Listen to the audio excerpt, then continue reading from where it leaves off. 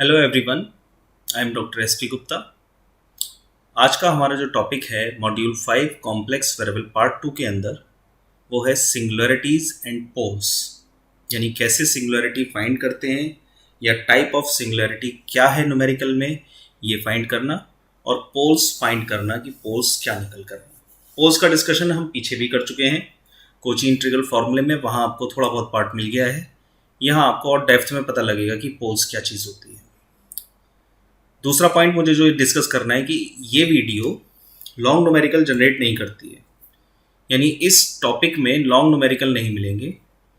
जैसा आप लोग मेरे से चैट बॉक्स में भी लिख रहे हैं एमसीक्यू बेस टॉपिक क्या होते हैं या कैसे होंगे, तो मैंने आपसे जैसे बोला है कि एमसीक्यू बेस पेपर में बनाऊंगा मैं, उसकी भी वीडियो मैं निकालूंगा, मैं जनरेट करूंगा मैं, लेकिन उससे पहले एक डेप्थ नॉलेज होनी चाहिए आपको।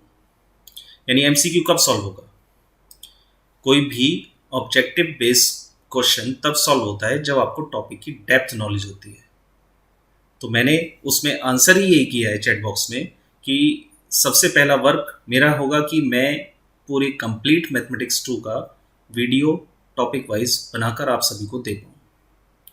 जब ये प्रोसेस कंप्लीट हो जाएगा और आप इस वीडियो को देखकर, इन टॉपिक्स की वीडियो को देखकर अंडरस्टैंड कर लेंगे ईच एंड एवरी टॉपिक को, क्योंकि मैं उसमें डेफिनेशन भी देता हूँ, प्रूफ भी दे देता हूँ, मैं वो भी करा देता हूँ, मैं प्रॉपर्टीज़ भी करा देता हूँ मैं, और कुछ नोटिंग चीज़ें भी होती हैं वो भी लिखवा देता हूँ।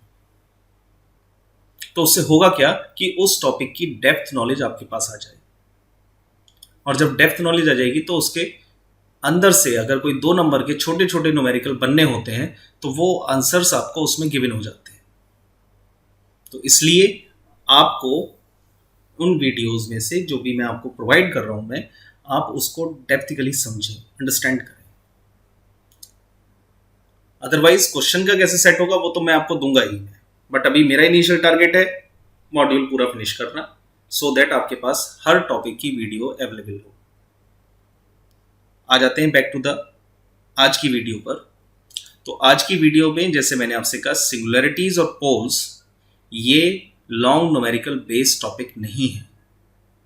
इसमें से अगर न्यूमेरिकल बनता है तो 2 मार्क्स का ही न्यूमेरिकल बनेगा, यानी एमसीक्यू क्वेश्चंस अगर बने तो इसमें से मैक्सिममली छटेंगे। वहां तो एक आध सवाल होगा जो छोटे लेवल पे ले लिया जाएगा, है ना, लेकिन यहां इस टॉपिक में आप देखेंगे कि यस, छोटे छोटे डेफिनेशन या पार्ट हैं जिसके बेसिस पर न्यूमेरिकल भी सॉल्व हुआ है और वो प्रॉपर्टी बेसिस पर पूछी भी जा सकती है। तो मैं स्टार्ट कर रहा हूं, मैं इस वीडियो को केयरफुली समझिएगा। पहला हेडिंग मैंने डाला है जीरो ऑफ एफ जेड निकालना, यानी किसी फंक्शन की जीरोस को फाइंड करना है तो उसका क्या रूल है। A zero of a analytic function f z is the value of z for which f z equals to 0, यानी z की किस वैल्यू पर एफ जेड 0 हो रहा है वो है जीरोस ऑफ एफ जेड। इसको निकालने के लिए हमें करना क्या होगा, तो वो मैंने रेड पेन से लिखा है, to find zero of F Z we equate to 0 the numerator of F Z. यानी एफ जेड के अंदर जो भी न्यूमिनेटर टर्म है इसको 0 के बराबर रखो और z की वैल्यू निकाल दो। जो z की वैल्यू निकल कर आएगी वो उस एफ जेड को 0 कर देगी, तो वो जो z की वैल्यू है वो कहलाती है zeros of that analytic function. पहला टॉपिक। तो डेफिनेशन ने तुम्हें ये समझा दिया कि 2 नंबर में पूछ सकता है आपसे कि फंक्शन देकर find the zeros of F Z. तो आपको करना क्या है, equate to 0 the numerator of F Z. उसके न्यूमिनेटर को 0 के बराबर रखें, z की वैल्यू निकालें, और वो z की वैल्यू जो निकल कर आएगी that is called zeros of F Z. है 2 नंबर का? नहीं, 2 मार्क्स के लिए बताइए। यही तो चीज आपसे मैं डिस्कस कर रहा हूं। नेक्स्ट है पोल्स ऑफ एफ जेड। ये भी आपने पीछे समझ लिया निकालना। The pole is said to be of order n if there are n terms in the second term of Lorentz series। दोबारा से समझ लीजिए हिंदी में। लॉरेंट सीरीज के 2 समेशन है, एक समेशन पॉजिटिव पावर पर है, एक समेशन नेगेटिव पावर पर है। तो जो समेशन नेगेटिव पावर में है, अगर उस समेशन में पोल आपको निकालना है ऑफ ऑर्डर n, तो उसकी n टर्म जो सेकंड टर्म में प्रेजेंट है लॉरेंट सीरीज के, वो कहलाती है पोल। इसको फाइंड कैसे करते हैं? इसको फाइंड करने के लिए equate to zero the denominator term of F Z. ये मैंने आपको सिखाई दिया था पीछे कोची इंटीग्रल फॉर्मूले में या कोची गॉर्सेट थ्योरम में। वहां आप पोल्स ही पहले निकाल रहे थे, तो उसके लिए रूल था कि जो भी फंक्शन में डिनोमिनेटर टर्म है उसको जीरो के बराबर रख दीजिए। वहां से z की जो वैल्यू निकल कर आएंगी दैट इज कॉल्ड द पोल। और पोल के फिर ऑर्डर भी डिफाइन किए थे कि अगर ऑर्डर 1 है तो सिंपल पोल, ऑर्डर 2 है तो ऑर्डर 2 यानी 2 बार रिपीट हुआ है, ऑर्डर 3 है तो 3 बार रिपीट हुआ है। और ये जितनी भी पोल्स मिलेंगे ये सीरीज के किस पार्ट में मिलेंगे? तो लॉरेंट सीरीज में वो यही तो पार्ट है भाई। माइनस एन जो है यही तो ये इस टर्म में जाएगा b n upon z minus a की पावर एन। तो आप जो रखते हो वो डिनोमिनेटर को ही तो रखते हो, तो डिनोमिनेटर तो इसमें ही मिला। तो अगर n1 है तो सिंपल पोल है, n2 है तो 2 टाइम रिपीट है, 3 है तो 3 टाइम रिपीट है, तो ऑर्डर 1 ऑर्डर 2 ऑर्डर 3 इस तरीके से मिलने शुरू हो जाएंगे। तो लॉरेंट सीरीज की सेकंड टर्म से ही आपको पोल्स मिलते हैं। ये डिफाइन हुआ है, ये भी 2 नंबर में पूछा जा सकता है 2 मार्क्स में। तो पोल्स डिफाइन हुआ। अब उसके बाद आता है सिंगुलरिटीज या सिंगुलर पॉइंट। तो सिंगुलर पॉइंट पीछे भी एक बार डिफाइन में कर चुका हूं कि अगर कोई फंक्शन नॉट एनालिटिक है किसी पॉइंट पर तो वो पॉइंट सिंगुलर पॉइंट कहलाता है, राइट? तो सिंगुलरिटी जैसा मैंने प्रीवियस वीडियोस में भी आपसे डिस्कस किया है, a point at which a function f z is not analytic. जिस पॉइंट पर फंक्शन एनालिटिक नहीं है या ceases to be analytic, cease कर रहा है एनालिटिक होने के लिए। बट ये कंडीशन तो थोड़ी वैसी हो जाती है कि हमें कैसे पता पड़ेगा चेज कर रहा है। तो आप इसको इससे भी समझ सकते हो सिर्फ, क्योंकि बुकिस लैंग्वेज भी आ जाती है। जब मैं लिख रहा हूँ नोट्स को तो बुक की लैंग्वेज भी आ जाती है। तो आप इस कंसेप्ट को ऐसे समझ रहे हैं कि सिंगुलर पॉइंट क्या है? एक ऐसा पॉइंट जिस पर फंक्शन नॉट एनालिटिक है, वो पॉइंट सिंगुलर पॉइंट कहलाता है और वो सिंगुलरिटी ऑफ द फंक्शन भी कहलाती है। ठीक। उसके बाद है classification of singularities. That means nature of singular point classified in 2 manner. तो क्लासिफिकेशन से मतलब हो गया नेचर फाइंड करना कि सिंगुलरिटी का नेचर कैसा है। तो 2 मैनर्स में इसको डिफाइन किया गया है। 1 is isolated, second is non isolated. तो आइसोलेटेड सिंगुलरिटी क्या होती है? If z equals to a and z equals to b be a singularity of F Z. तो इसका मतलब ये हुआ ना कि z बराबर a और z बराबर b पर फंक्शन नॉट एनालिटिक है। ये भी समझ लिया हमने, तभी तो सिंगुलरिटी बनी। तो if z equals to a and z equals to b is a singularity of fz and if there is no other singularity within a small circle surrounded the point z equals to a and z equals to b। यानी 2 singularity के अलावा कोई तीसरी singularity नहीं है, कोई और singularity नहीं है। और we can say there are no other singularity of fz in the neighborhood of z equals to a and z equals to b। यानी 2 सिंगुलरिटी के अलावा और कोई और सिंगुलरिटी नहीं है। Then z equals to a and z equals to b is said to be an isolated singularity। Otherwise, if there is other singularity, अगर इनके नेबरहुड, इन पॉइंट के नेबरहुड अगर कोई तीसरी सिंगुलरिटी मिल जाती है तो फिर वो जो सिंगुलरिटी a और b है ये नॉन आइसोलेटेड सिंगुलरिटी बन जाएगी। तो आइसोलेटेड और नॉन आइसोलेटेड सिंगुलरिटी के बारे में डिफाइन किए। उसके बाद आता है टाइप ऑफ सिंगुलरिटी। वो था क्लासिफिकेशन यानी नेचर ऑफ सिंगुलरिटी। अब है type of singularity. There are 3 type of singularity. 1 is removable, second is essential and third is pole. तो अब तुमने समझा pole is a type of singularity. ठीक। तो removable, essential and pole, there are 3 type of singularity. अब इन तीनों के बारे में जानिए कि तीनों में कौन कौन सी टाइप कौन सी है। तो इसके लिए हमें क्या चाहिए, पहले लॉरेंट सीरीज चाहिए. To find the type of singularity we consider the Laurent series. तो ये मैंने लॉरेंट सीरीज को लिख दिया. F z equals to summation n running 0 to infinity a n z minus a to the power n plus summation n running 1 to infinity b n z minus a की power minus n. ठीक. In this series we take only second term to find the type of singularity. Second term से ही जो negative power वाली term है Laurent series के अंदर, वही आपको बता पाएगी कि किस टाइप की सिंगुलरिटी है. तो हमने सेकेंड टर्म को कंसीडर कर लिया. और अब इस फर्स्ट पार्ट को देख रहे हैं कि फर्स्ट पॉइंट में क्या लिखा है. इफ ऑल बीएन्स, यानी जितने भी आप इसके एक्सपेंशन को जब देखेंगे, बीएन वाली सीरीज का जब एक्सपेंशन आप देखेंगे, तो इस एक्सपेंशन में अगर सारे बीएन जीरो हैं, सारे बीएन जीरो का मतलब क्या है कि सीरीज के अंदर कोई भी नेगेटिव पावर की टर्म है ही नहीं. तो मैंने क्या लाइन लिखी है, if all bns are zero, और we can say if there is no negative term of z minus a in the expansion. कोई भी टर्म ही नहीं है z माइनस ए पावर में, नेगेटिव में, ये ध्यान रखना. Then it is said to be removable singularity.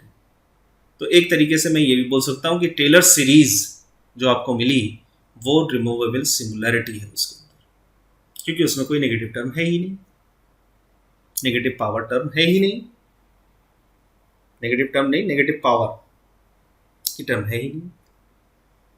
तो वो रिमूवेबल सिंगुलरिटी है. ठीक. If there is infinite number of negative term, negative power term of z minus a in the expansion, अगर इन्फिनिटी नंबर ऑफ टर्म है तो उसको बोलेंगे essential. तो ये तो तुम्हें लॉरेंट में ही मिल चुका है. और तीसरा, if there is finite number of negative term of z minus a in the expansion, finite number, तो उसको कहते हैं हम पोल. तो जब पोल आप निकालते हैं तो डिनोमिनेटर को ही तो जीरो के बराबर रखते हैं, तो उस डिनोमिनेटर से तो पता लगता है कि ऑर्डर 1 है, ऑर्डर 2 है, ऑर्डर 3 है, यानी finite number of negative terms हैं z माइनस ए की, तो वो पोल बन जाता है. अगर इनफाइनाइट नंबर ऑफ टर्म्स हैं तो वो इसेंशियल है, और एक भी टर्म नहीं है नेगेटिव में z माइनस ए की पावर में, तो तब वो रिमूवेबल है. तो प्रोसीजर क्या मिला हमें फिर फाइंड करने का singularity. First we find singular point. सवाल में सबसे पहले सिंगुलर पॉइंट निकालिए कि किस पॉइंट पर ये फंक्शन एनालिटिक नहीं होगा. After that expand the given function by Laurent series method. Laurent series के मेथड से उस फंक्शन को एक्सपेंड कीजिए और सिंप्लीफाई कर लीजिए. जब सिंप्लीफाई हो जाए तो ये चेक कीजिए कि उसमें negative term of z minus a solution में है या नहीं. अगर नहीं है तो रिमूवेबल है, अगर इनफाइनाइट नंबर में है तो एसेंशियल है, और अगर फाइनाइट टर्म में है तो पोल है. इस तरीके से आप सिंगुलरिटी फाइंड कर सकते हो. तो 2 मार्क्स का न्यूमेरिकल बन जाता है, find the singularity of the function. तो ज़्यादा बड़े सवाल नहीं है इसके, जैसे मैंने आपको पहले से ही इनिशियल मैंने बताया वीडियो की स्टार्टिंग में कि इसमें लॉन्ग न्यूमेरिकल नहीं है. ये एमसीक्यू बेस्ड टॉपिक है पूरा, कि जीरोस निकालना, पोल्स निकालना, सिंगुलरिटी बताना या क्लासिफिकेशन करना, यही इसके पार्ट है. 2 सवाल मैं कर रहा हूं मैं, बाकी 3 सवाल मैंने आपको दिए विद आंसर. तो पहला सवाल है find the singularity of the function a ये है, बी ये है. ठीक. तो पहले सवाल की तरफ चल रहे हैं आप. Solution of first A part. A part में एफ जेड हमें दिया गया है साइन 1/z. तो क्लियरली हमें पता है कि हमारे पास जो फंक्शन में टर्म है वो है 1/z. ये 1/z इन्फिनिटी करना है हमें. क्यों करना है? क्योंकि नॉट एनालिटिक तो तभी पता लगेगा जब इन्फिनिटी आएगा. ये तो z की वैल्यू क्या रखें कि इन्फिनिटी बन जाए. तो ये पता लगा कि एट z इक्वल्स टू 0 पर ये फंक्शन इन्फिनिटी बन जाएगा, और जब इन्फिनिटी बन जाएगा तो नॉट एनालिटिक हो जाएगा. तो z बराबर 0, therefore z equals to 0 is a singular point. सबसे पहले तो आपने ये निकाल दिया. तो जब सिंगुलर पॉइंट है तो जो फॉर्म आपकी पावर में आप एक्सपेंशन करने के बाद पावर में z माइनस ए देखते हैं, तो अब z माइनस ए की जगह आप क्या देखेंगे, z माइनस जीरो, ए की जगह जीरो है, तो यानी आप देखेंगे सिर्फ z पावर को, पावर ऑफ z देखिए आपको, power of z, power of z minus A, z minus zero, और ये हो गया पावर ऑफ z। तो इस सवाल के लिए पावर ऑफ z है। उसके बाद आता है फंक्शन, इसका एक्सपेंशन करना है लॉरेंट सीरीज से। तो वी नो दैट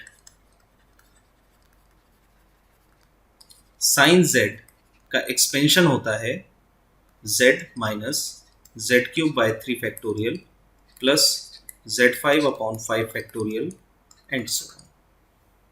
ये होता है, आपने पीछे 12th में भी फॉर्मूले पढ़े, और नहीं याद है तो टेलर सीरीज लगा के निकाल दीजिए। मैं यहाँ पर मैंने बताया आपको साइन z का ही फॉर्मेशन होता है, लेकिन हमारे पास है साइन 1 अपॉन z, तो जहां पर भी z है मैंने उसकी जगह रख दिया 1 upon z।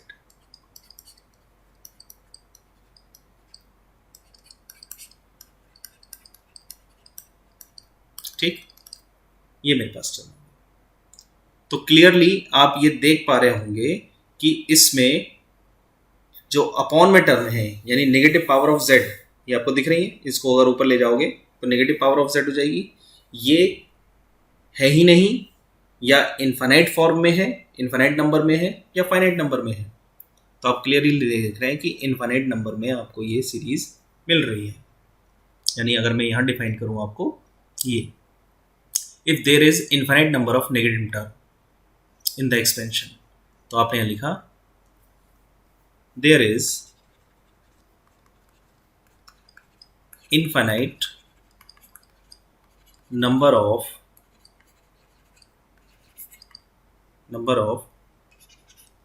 negative term of z in the expansion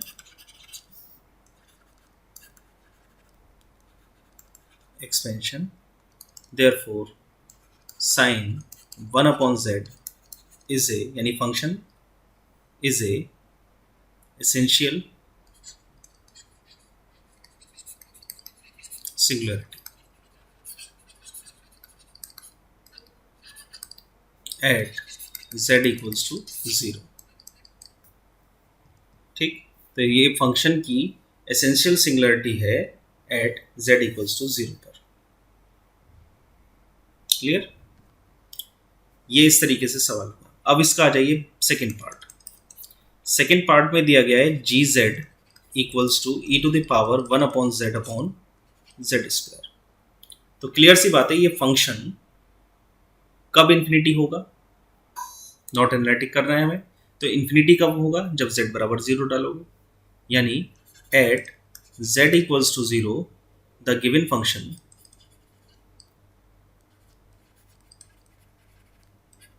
infinity आ जाएगा, क्योंकि the given function is not analytic. और जब नॉट एनालिटिक हो गया, therefore z equals to 0 is a singular point.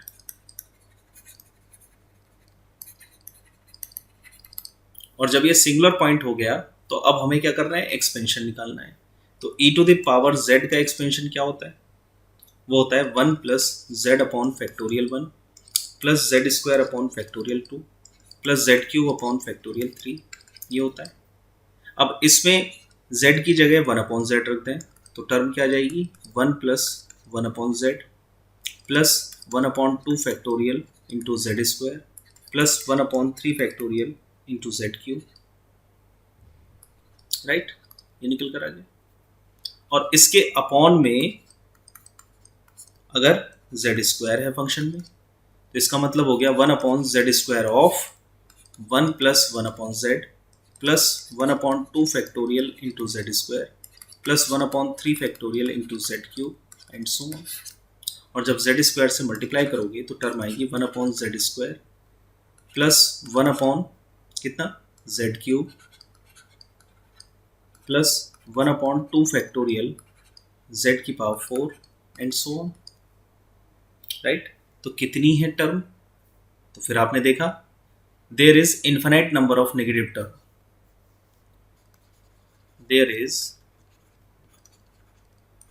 infinite number of negative term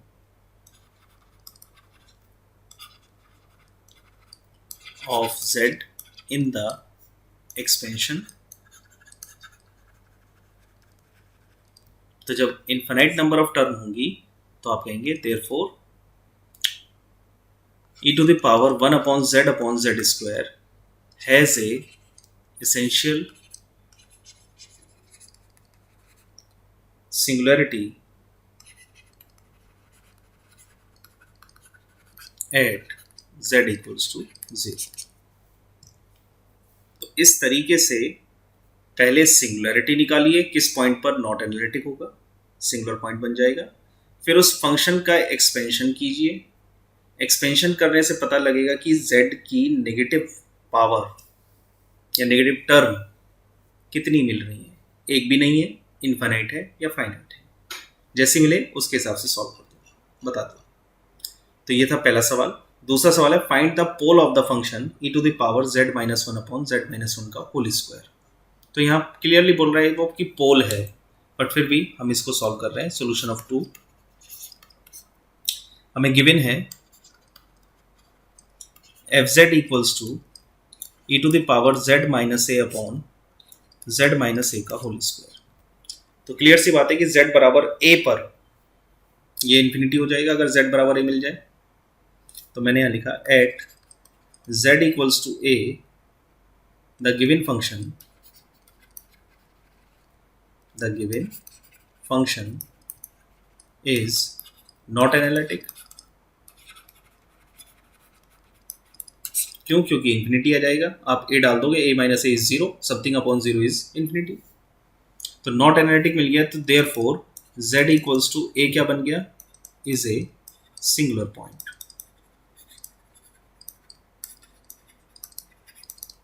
उसके बाद function का एक्सपेंशन कीजिए। तो e to the power z minus a upon z minus a का होल स्क्वायर। इसको जब आप एक्सपेंड करेंगे तो e की पावर z का एक्सपेंशन सभी को पता है, इसलिए मैं इसको डायरेक्ट कर रहा हूँ। तो ये तो मैंने बाहर निकाला।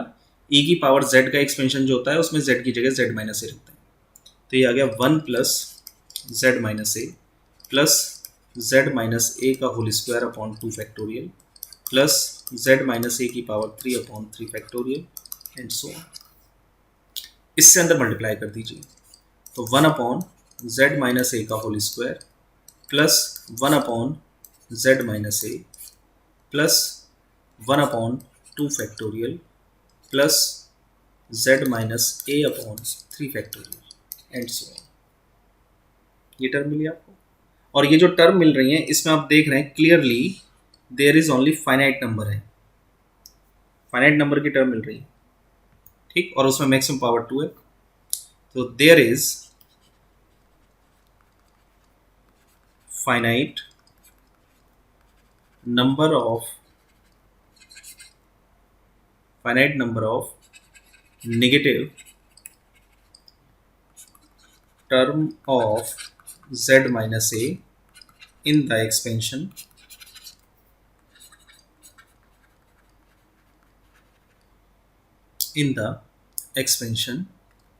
therefore e to the power z minus a upon z minus a का होल स्क्वायर, 2 आ रही है ना इसमें टर्म, तो ऑर्डर 2 हो गया, हैज ए पोल। अब पोल आ गया, finite pole of order 2। 2 term है तो order 2 at z equals to a। तो पोल ऑफ ऑर्डर 2 मिल रहा है at z equals to a। तो देखिए किस तरीके से एक सिंपल सवाल आपको मैंने सिखाया।